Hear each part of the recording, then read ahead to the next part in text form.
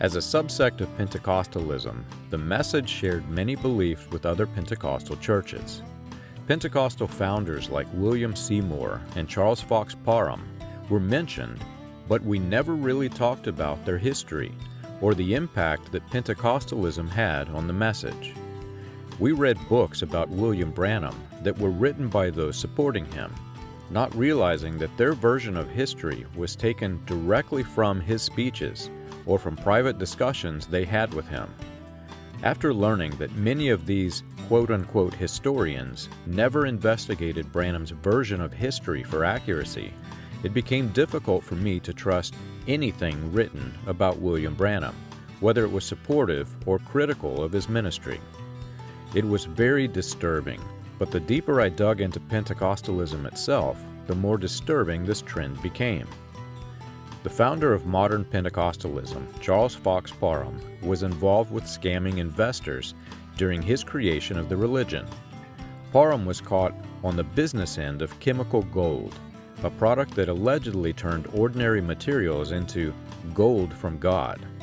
He modeled his new religious movement after movements founded by two notorious cult leaders who were exposed as having become rich from the contributions of their own faithful followers. Cult leaders named Frank Sandford and John Alexander Dowie. Sandford was arrested after nearly killing members of his commune due to starvation after taking ownership of all their possessions. He had taken so much from them that they literally could not put food on their own tables, while he himself was living like a king. John Alexander Dowie, who also took ownership of his commune's possessions, was nicknamed the richest man in the West. When Pentecostal founder Charles Parham was accused of sodomizing young boys in his commune, William Seymour seized the opportunity to make money. Newspaper reporters described the scene that they witnessed during the Pentecostal revival and described Seymour's pockets as being so filled with money that it fell out as he walked along Azusa Street. $5 and $10 bills, $137 and $272 in today's money, were being stuffed into his pockets by the faithful as he walked through the revival crowd. There was so much information in the libraries and internet archives about William Branham, the religion, his peers, and the history. Why did we read only those who wrote positively about that history? Why did authors critical of these men and their ministries base their history on the claims made by the dishonest, rather than investigate for themselves? A few trips to the local library would have given any of the message historians facts that were much more accurate. In today's world, a few internet subscriptions for any one of the many historical archives will produce the same result as a visit to the local library. But we were so caught up in the emotion created by Pentecostal-style preaching that none of us even thought to check and see if the history being given to us was true. Searching the National Archives for the trail of Roy E. Davis was difficult. As I'd already learned, Roy Davis was a very common name. I had to search other keywords to filter the results into hundreds rather than thousands, and even then, I was forced to read almost every article. Fortunately, by adding Ku Klux Klan to the filters, I learned that the Roy Davis I was looking for became much easier to find. After Roy Davis sued Los Angeles officials, he moved operations back to his home state of Texas, where it all began. Claiming to be a Baptist preacher filled with Pentecostal gifts, he formed new alliances with Pentecostal churches. After what I'd been learning about William Branham, this disgusted me. Both men were using the same dishonest tactics to lure unsuspecting people into their snare. Somehow, managing to escape his trail of criminal history, Roy Davis embedded himself into the Fort Worth elite. He was there on the executive committee of the Fort Worth Chamber of Commerce. In a letter to the editor of Branham's The Voice of Healing newsletter, Roy Davis referred to William Branham as his Timothy, referring to the biblical protege of the Apostle Paul. By now, the revival business had grown so large that Branham promoted others as the editor of the publication and was now listed as associate editor. After everything that had happened with Davis, I was very surprised that Branham would allow Roy Davis's letter to be published. I was also surprised by the unusual statement in his letter. Until recently, I was working with the Assembly of God, though not a member with them. This seemed like such an odd thing to say, and out of context. Little did I know that this statement would turn out to be vitally important in understanding how the healing ministry was related to the Americanization agenda. A researcher digging for information concerning the assassination of President John F. Kennedy stumbled onto my website and became interested in my research on Americanism, Davis, Upshaw, Branham, and the Ku Klux Klan. Suddenly, I found myself collaborating with others who had mounds of research to share with me, including FBI files that were made available through the Freedom of Information Act. They had many pieces of the puzzle that I did not have, and apparently, I had many of the pieces of the puzzle that they were looking for. The information that I had stumbled onto by finding William Upshaw's Americanization project was the key to tying our research together. FBI informants testified that Roy Davis had separated from the Atlanta Ku Klux Klan and started a new Ku Klux Klan organization in Arkansas, Texas, and Louisiana. One of the FBI files mentioned a publication by Roy Davis entitled 50 Reasons Why You Should Be a Member of the OKKK. I searched the archives for a copy of the publication and found it in a historical research site online. It was a combination of religion, propaganda, white supremacy, and bigotry like none I had ever seen. I was surprised how many of the religious points in Davis's publication that I could identify from the prophet's sermons. To be certain, I couldn't picture the prophet saying some of these things in a public speech. But if he was Roy Davis's Timothy, how many of these things did he say in private? By the time of Roy Davis's criminal trial in Los Angeles, William Branham had moved into the parsonage on 8th Street in Jeffersonville, Indiana. Branham followed Roy Davis's pattern of using letters to the editor of newspapers to recruit others and to support his own doctrinal positions. I was surprised at how polished William Branham's English was in the letters to the editor. They were not the broken Kentucky English used in later sermons. He continued to speak clearly and articulately, as though he were educated. I pulled out my copy of the I Was Not Disobedient tract and began to examine it more closely. I found that it was also very well written. If a person were to listen to the 1965 sermons of William Branham and then read his 1945 tract, they would assume that two different people were speaking and writing. Even more interesting was the description of the vision. He claimed that at his tabernacle, the fowls would no longer eat his bread. Therefore, he was to go west and feed the white-robed people. Was this a coded message to meet Roy Davis and William Upshaw out west? One of those people he was to meet was the Reverend Robert Daugherty. He continued to describe his revival campaigns, and I found it odd that his healing fame had reached St. Louis by 1945. After his vision about his church not eating his bread, the prophet renamed his church from Pentecostal Tabernacle to Branham Tabernacle. The first advertisement for Branham Tabernacle was 1945, and Robert Daugherty was a guest speaker listed in that advertisement. It was though the renaming of the Billy Branham Pentecostal Tabernacle was ceremonial, and Robert Daugherty came to town to dedicate the new church. I wanted to know more about this Reverend Daugherty. Reverend Robert Daugherty was a United Pentecostal preacher.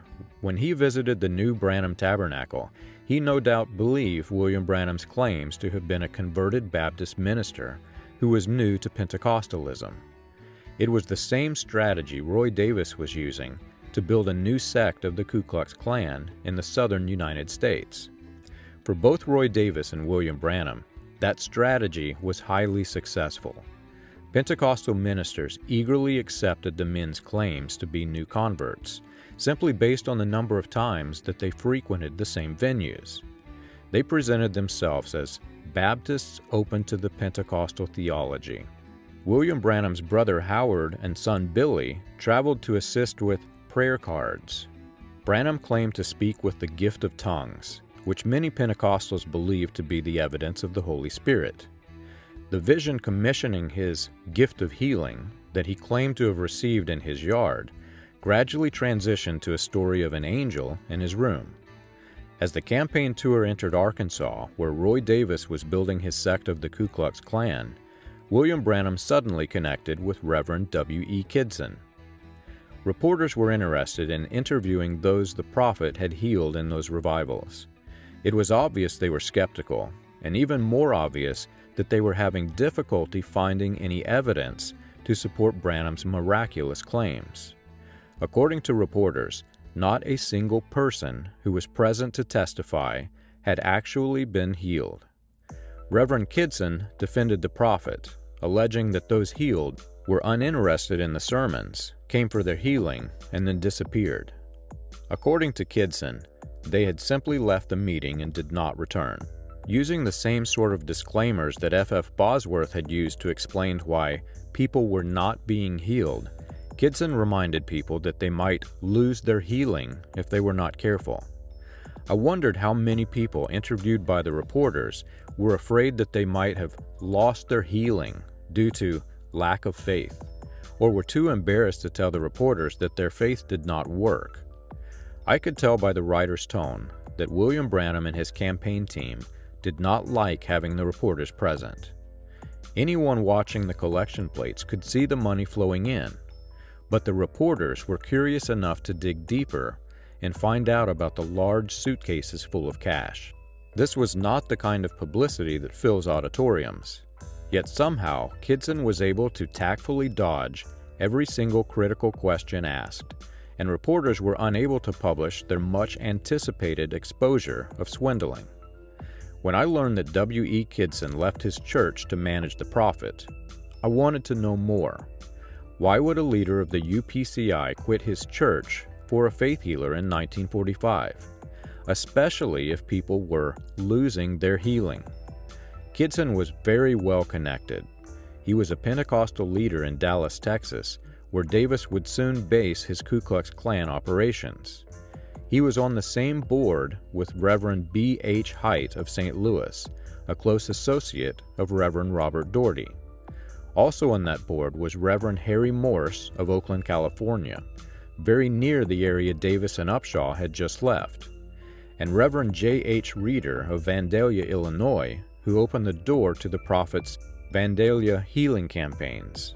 I found it very strange that William Branham was already famous for his gift of healing, so much so that Reverend Robert Daugherty sent a telegraph in 1945, and Branham's overnight fame came before his pamphlet was published.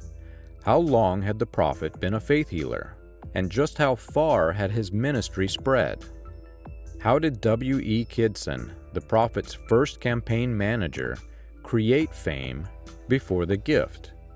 This gift wasn't supposed to come until 1947.